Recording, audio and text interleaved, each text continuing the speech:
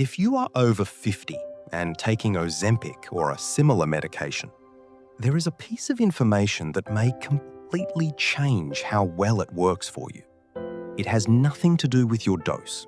It has nothing to do with your diet. It is a hormone, and depending on your levels of it, the exact same medication can produce dramatically different results from one person to the next.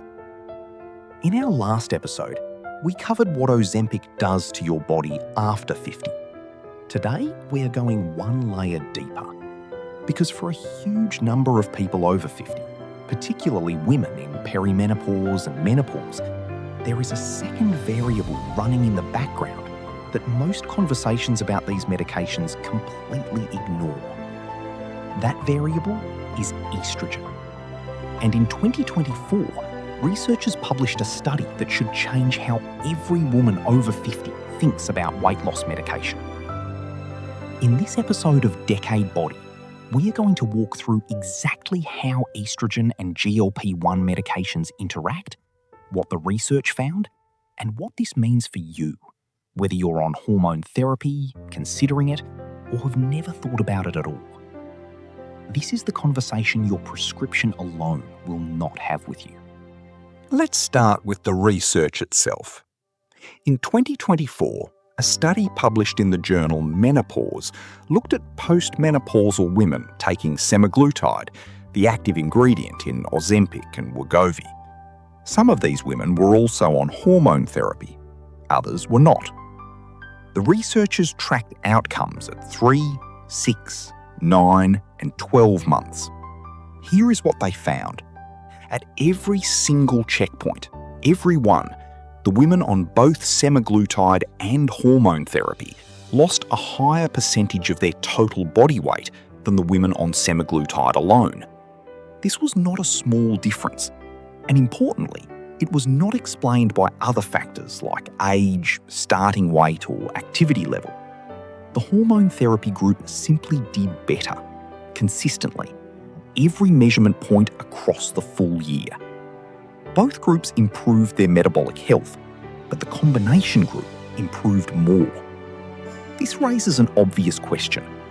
Why would a hormone that has nothing to do with appetite suppression change how well an appetite-suppressing medication works? The answer lies in what estrogen actually does in your body, which is far more than most people realise. Most people think of estrogen as a reproductive hormone, and it is, but that is a small part of its job. Estrogen is deeply involved in how your body stores fat, how sensitive your cells are to insulin, how much muscle you maintain, and even how well you sleep. During your reproductive years, estrogen actively directs fat storage toward your hips and thighs and away from your abdomen. This is not cosmetic, it is protective. Some cutaneous fat in the hips and thighs is metabolically relatively inert. It just sits there. Visceral fat, the fat that surrounds your organs in the abdomen, is a different story entirely. It is metabolically active. It produces inflammatory compounds. It is linked to heart disease. Most people think of estrogen as a reproductive hormone, and it is, but that is a small part of its job. Estrogen is deeply involved in how your body stores fat, how sensitive your cells are to insulin, how much muscle you maintain, and even how well you sleep. During your reproductive years, estrogen actively directs fat storage toward your hips and thighs and away from your abdomen. This is not cosmetic, it is protective.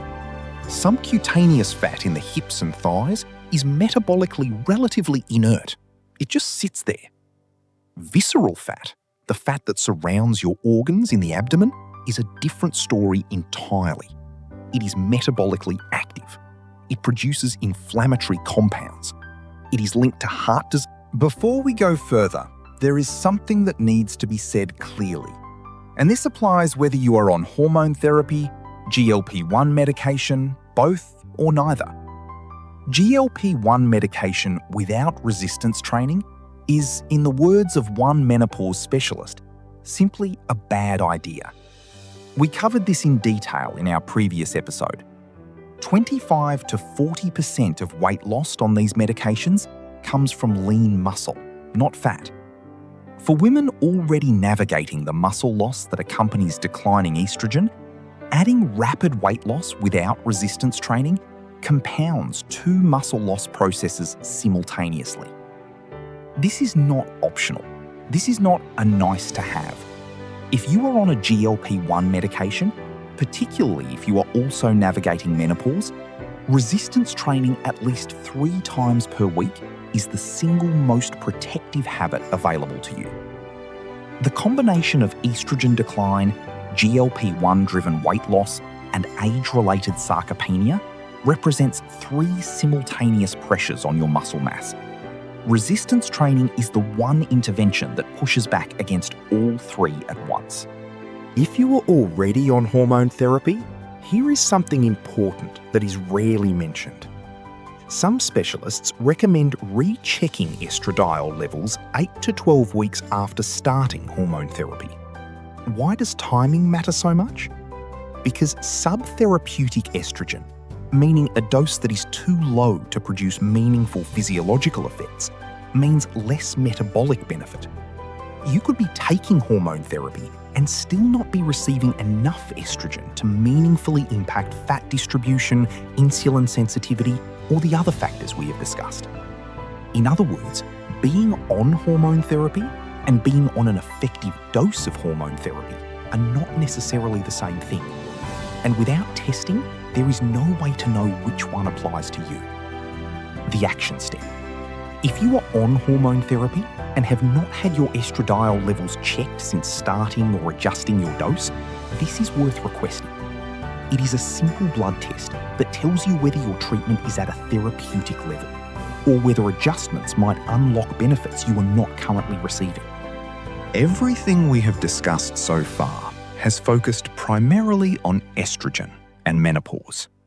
But men experience a comparable, though less discussed, hormonal trajectory through the same decades. Testosterone declines gradually through the 40s and 50s, typically at a rate of 1 to 2% per year. As testosterone declines, lean muscle mass decreases and resting metabolic rate drops with it. The caloric equation shifts without any change in eating behaviour. This means the core principle from this episode applies to men too, even though the specific hormone is different. If a man over 50 is on a GLP-1 medication and has unaddressed low testosterone, the medication may again be working against an unfavourable metabolic environment, reduced muscle mass, lower metabolic rate, and potentially reduced insulin sensitivity. The action step for men. Let's bring this all together. GLP-1 medications are genuinely effective tools. The evidence for that is strong, including the cardiovascular benefits we discussed previously. But after 50, your hormonal environment is not a fixed backdrop. It is an active participant in how well any intervention performs. For women, estrogen levels significantly influence fat distribution, insulin sensitivity, and muscle preservation, all of which directly affect how a GLP-1 medication performs. For men, testosterone plays a comparable role. The 2024 research is clear.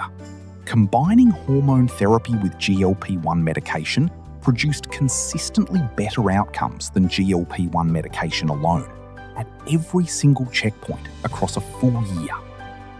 This does not mean everyone needs hormone therapy. It means everyone over 50 deserves to have this conversation with their doctor, armed with the right questions. Here's what to bring to your next appointment. If you are a woman, ask where you are in the menopause transition. And if you are on hormone therapy, ask about checking your estradiol levels.